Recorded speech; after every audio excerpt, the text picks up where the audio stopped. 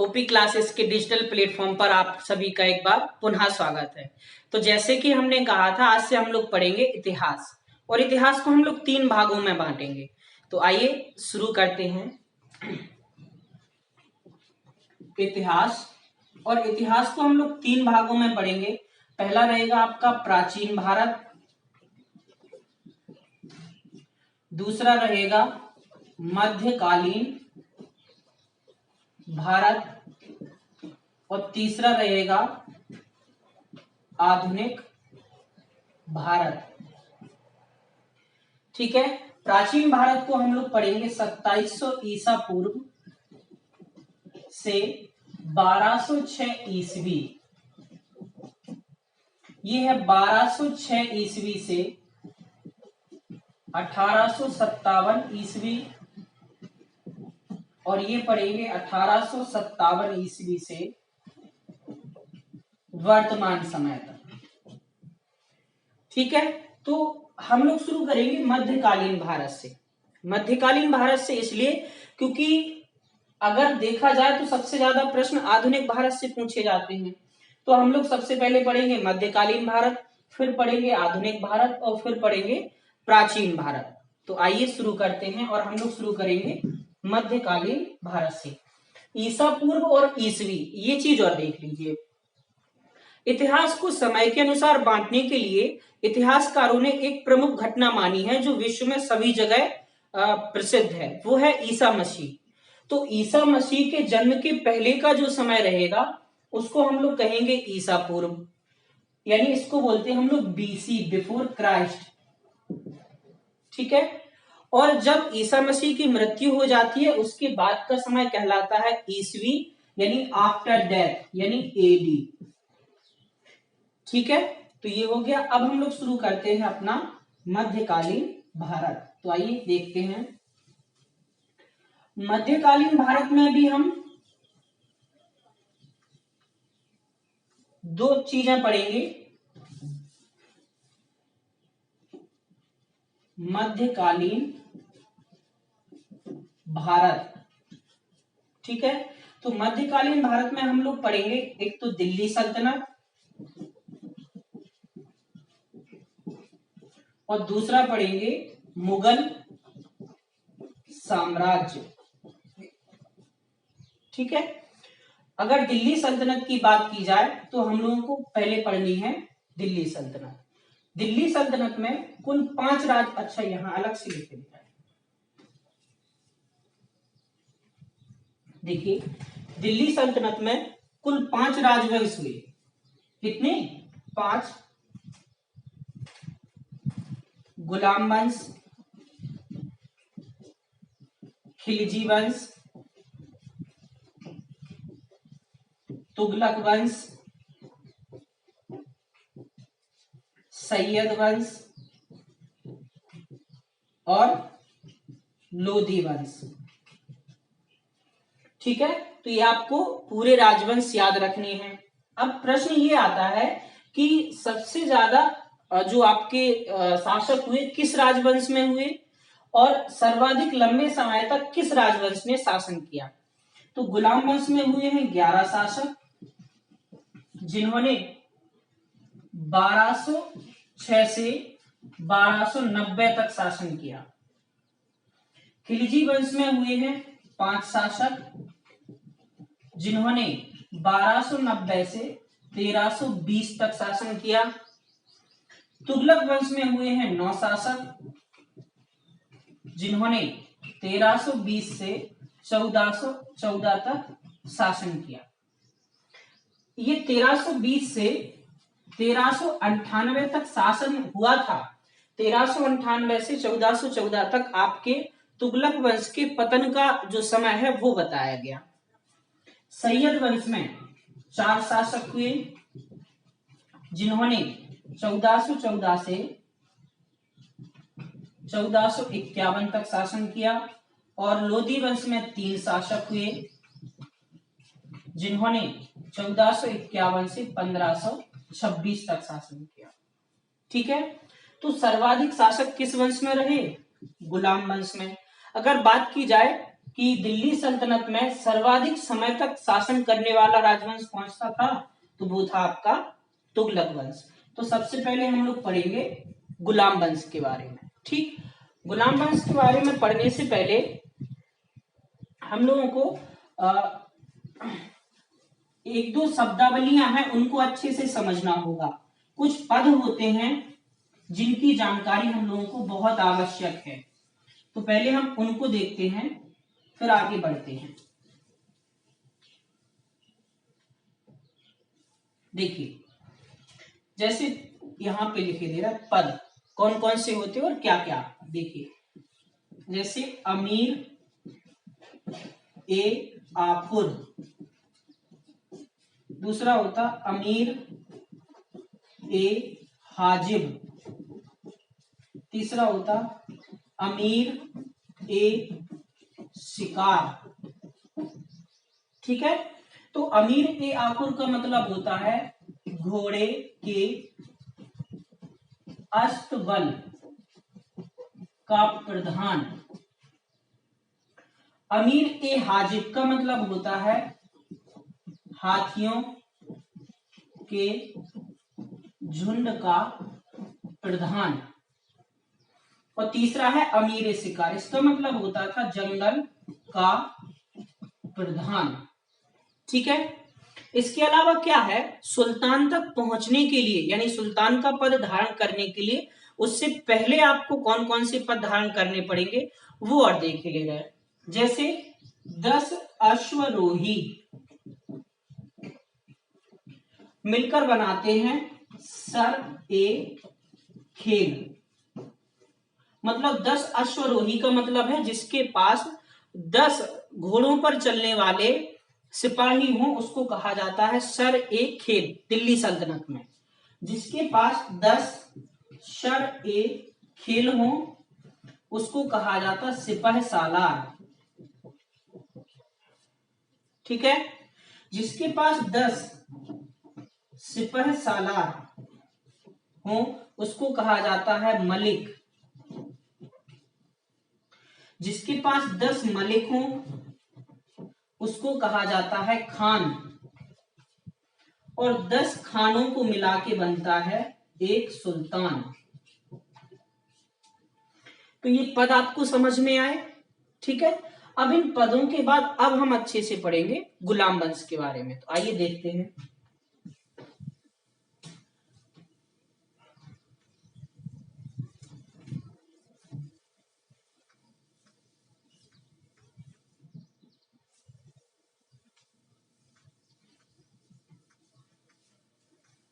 चलिए, गुलाम वंश क्या है, दिल्ली सल्तनत का पहला राजवंश है। अगर दिल्ली सल्तनत का संस्थापक कहा जाए तो वो आपका माना जाता है कुतुबुद्दीन ऐबक को, और वास्तविक संस्थापक कहा जाए तो वो माना जाता है आपका इल्तुतमिश को। तो ये सारी बातें देखते हैं हम लोग। तो पहले देखेंगे गुलाम वंश, इसको मामलूक वंश भी कहते हैं। मामलूक वंश जिसका मतलब होता है ऐसा व्यक्ति जिसके माता पिता गुलाम रहे हों। इस पूरे वंश का गुलाम वंश नाम रखा गया है, लेकिन ऐसा नहीं है कि इसके सभी शासक गुलाम रहे हों। हमने आपको बताया है कि 11 शासक हुए, इन 11 में से 3 शासक गुलाम थे केवल। कितने? 3 शासक। और इन 3 शासकों को भी जब गद्दी मिल गई तो वो गुलामी का जो ठप्पा लगा था वो भी हट जाता है। तो 11 शासकों में से मात्र 3 शासक गुलाम रहे थे। ठीक, अब हम पढ़ना शुरू करते हैं। अगर हम कहें दिल्ली सल्तनत का संस्थापक तो वो है आपका कुतुबुद्दीन ऐबक। चलिए इनके बारे में जानते हैं थोड़ा। कुतुबुद्दीन ऐबक क्या है, मोहम्मद गौरी जो अरब से भारत पर आक्रमण करने के लिए आए थे उनके साथ भारत पहुंचे थे। कुतुबुद्दीन ऐबक के साथ मोहम्मद गौरी का एक और सेनापति था जिसका नाम था बख्तियार खिलजी। तो कुतुबुद्दीन ऐबक आ गए थे आपके दिल्ली और लाहौर की तरफ, जबकि बख्तियार खिलजी चले गए थे बंगाल और बिहार की तरफ। जब बख्तियार खिलजी बिहार में पहुंचे तो उन्होंने नालंदा विश्वविद्यालय देखा। रात का समय था और उन्होंने ये सोचा कि ये कोई दुर्ग है। नालंदा विश्वविद्यालय में जगह जगह जो खिड़कियां होती उनमें मसाले जल रही थी, तो उन्होंने सोचा ये कोई बहुत बड़ा दुर्ग है, तो क्यों ना इसको रात में ही आग लगा दी जाए और इसको जीत लिया जाए। तो नालंदा विश्वविद्यालय का विध्वंस जो है वो किसने किया था? बख्तियार खिलजी ने। जबकि कुतुबुद्दीन ऐबक अपने लाहौर पहुंच गए थे और उन्होंने वहीं से दिल्ली सल्तनत की नींव रखी। तो आइए शुरू करते हैं। कुतुबुद्दीन ऐबक जो है इनका जन्म हुआ था तुर्किस्तान में। जन्म के बाद क्या हुआ, एक बार ये अपने माता पिता के साथ मेला गए और वहां पर खो गए। तो मेले में एक व्यापारी ने इन्हें काजी के हाथों बेच दिया। फिर क्या हुआ, आइए देखते हैं। तो यहां कुतुबुद्दीन ऐबक दिख रहा, नीचे लिखे दे रहा थोड़ा।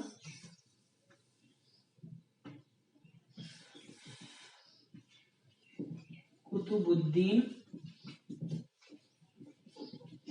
ऐबक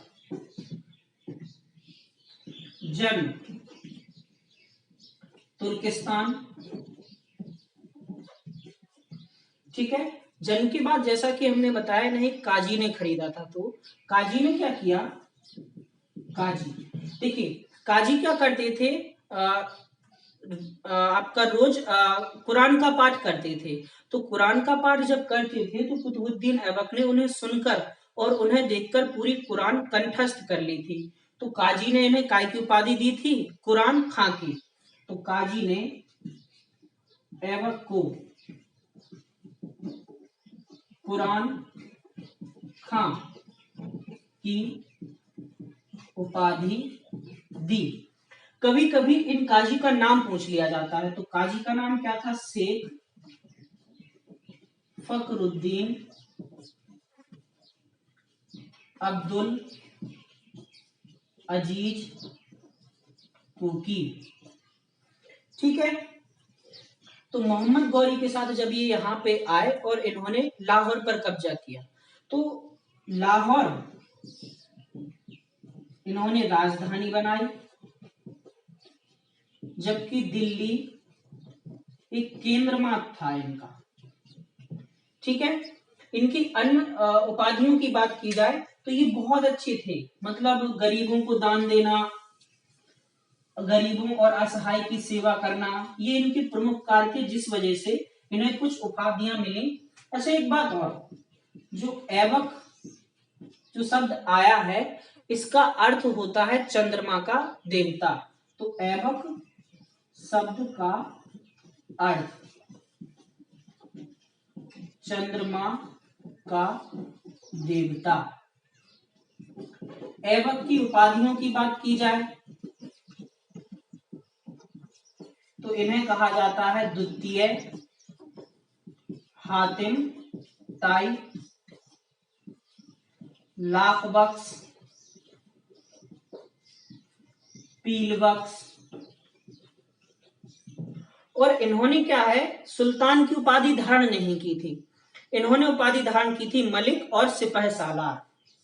तो इन्होंने मलिक तथा सिपह सालार की उपाधि धारण की, सुल्तान की नहीं। ठीक है, द्वितीय हातिम ताई क्योंकि गरीबों की मदद करते थे। लाख बख्श का मतलब है ये लाखों का दान देते थे, लाखों का दान। पील बख्श का मतलब है हाथियों का दान। ठीक है, अब क्या है, कुतुबुद्दीन ऐबक नहीं चाहते थे कि इन पर कोई आक्रमण करे, क्योंकि ये लड़ाई पसंद नहीं करते थे ज्यादा। तो इस वजह से इन्होंने क्या कहा, क्या किया कि जो भारत है उसमें अच्छे से रहने के लिए इन्होंने वैवाहिक संबंध की नीति अपनाई। क्या अपनाई? वैवाहिक संबंध की नीति। तो ऐबक ने साम्राज्य विस्तार के लिए वैवाहिक संबंध की नीति अपनाई, जिसके तहत इन्होंने क्या किया? एल्दोज की पुत्री से विवाह किया और उसे ससुर बनाया। कुबाचा से अपनी बहन का विवाह किया और उसे बहनोई बनाया। जबकि आगे एक सुल्तान आएंगे जिन्हें दिल्ली का वास्तविक संस्थापक कहा जाता है, इल्तुतमिश। तो इल्तुतमिश को इन्होंने बनाया था अपना दामाद, इल्तुतमिश। ठीक है, तो ये इनके वैवाहिक संबंध हो गए। अब बात करेंगे कुतुबुद्दीन ऐबक ने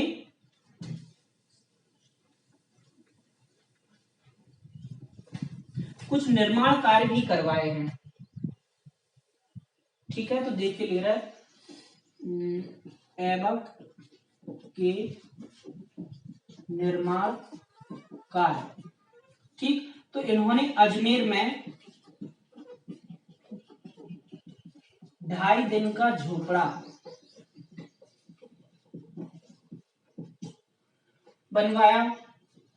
इसके अलावा दिल्ली में एक मस्जिद बनवाई है जिसको कहा जाता है कि वो भारत की पहली मस्जिद है। तो कुब्बत उल इस्लाम, ये क्या है? भारत की पहली मस्जिद। ठीक है, तो इन्होंने भारत की पहली मस्जिद का निर्माण कराया। ये जो 2.5 दिन का झोपड़ा है, अजमेर में एक शासक हुए थे विग्रहराज IV, उन्होंने जो संस्कृत विद्यालय बनवाया था उसी की जगह पर ये 2.5 दिन का झोपड़ा बनाया गया। और कुब्बत उल इस्लाम जो है, ऐसा कहा जाता है कि यहाँ पर पहले विष्णु मंदिर था और उसकी जगह पे आपका क्या बनाया गया? कुब्बत उल इस्लाम। कहा जाता है वहां पे आज विष्णु स्तंभ भी स्थित है। एक चीज और बनवाई थी इन्होंने, कुतुब मीनार। कुतुब मीनार का निर्माण कार्य शुरू करवाया था।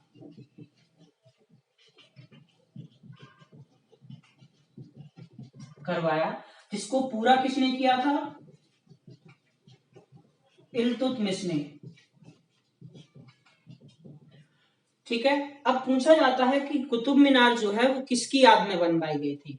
तो कुतुब मीनार जो है वो आपकी शेख कुतुबुद्दीन बख्तियार काकी, एक सूफी संत थे। कुतुब मीनार शेख कुतुबुद्दीन बख्तियार काकी की याद में बनवाई गई। ठीक है, अगर हम बात करें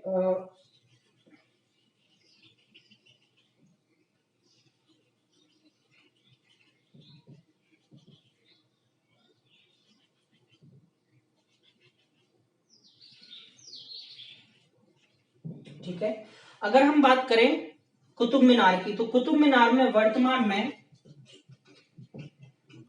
5 मंजिल हैं। ठीक है, और जो कुतुबुद्दीन ऐबक ने है वो पहली मंजिल बनवाई थी, तो इन्होंने बनाई थी ये पहली मंजिल, कुतुबुद्दीन ऐबक। ठीक, बाकी की ये 3 मंजिलें बनवाई थी आपकी इल्तुतमिश ने।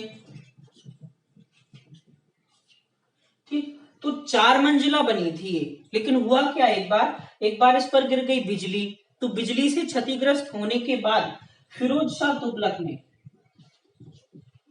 बिजली से क्षतिग्रस्त होने के बाद फिरोज शाह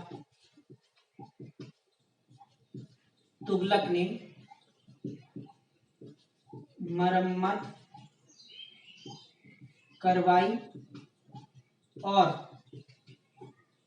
5वीं मंजिल बनवाई। तो जो 5वीं मंजिल है वो फिरोज शाह तुगलक ने बनवाई थी। अगर देखा जाए तो वर्तमान में ये जो ऊंचाई है इसकी है 72.5 मीटर ऊंचाई। ठीक है, तो ये कुछ बातें थी कुतुबुद्दीन ऐबक द्वारा किए गए निर्माण कार्यों की। अब क्या है, कुतुबुद्दीन ऐबक जो थे उनको चौगान खेलने का शौक था। चौगान जो पोलो कहते हैं जिसको हम लोग, तो उसी खेल को खेलते समय कुतुबुद्दीन ऐबक घोड़े से गिरे और उनकी मृत्यु हो गई। तो ऐबक चौगान या पोलो खेलते समय घोड़े से गिरे और इनकी मृत्यु हो गई। मृत्यु कब हुई? 1210 में। ठीक है, तो ये हमारे थे कुतुबुद्दीन ऐबक, जिन्हें दिल्ली वंश का संस्थापक कहा जाता है। ठीक है, इसके बाद हम लोग पढ़ेंगे कल आराम शाह पढ़ेंगे, जो बहुत ही कम समय के लिए रहे। इसके बाद हम लोग पढ़ेंगे इल्तुतमिश और रजिया सुल्तान के बारे में। ठीक है, तो आज के लिए इतना ही। धन्यवाद।